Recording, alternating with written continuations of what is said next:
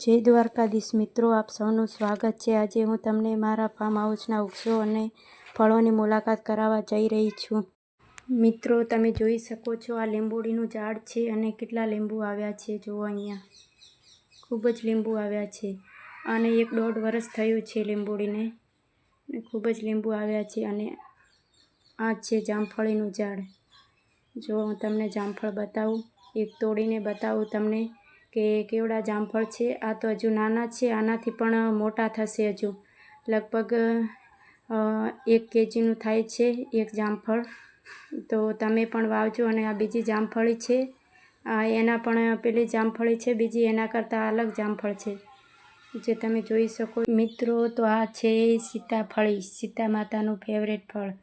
અને તમે જોઈ શકો છો કેટલા મસ્ત સીતાફળ આવ્યા છે અને આટલા મોટા મોટા પણ થઈ ગયા છે।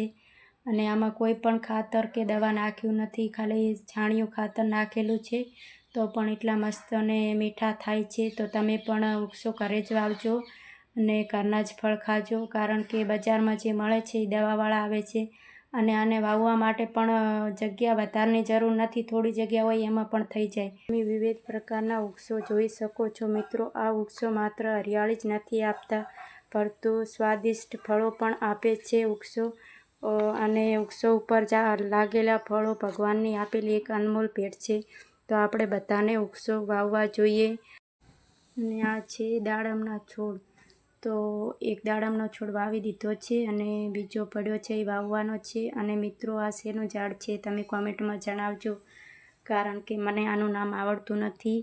તો તમને કોઈને ખબર હોય તો કોમેન્ટમાં જરૂરથી જણાવજો કે આને શું કહેવામાં આવે છે।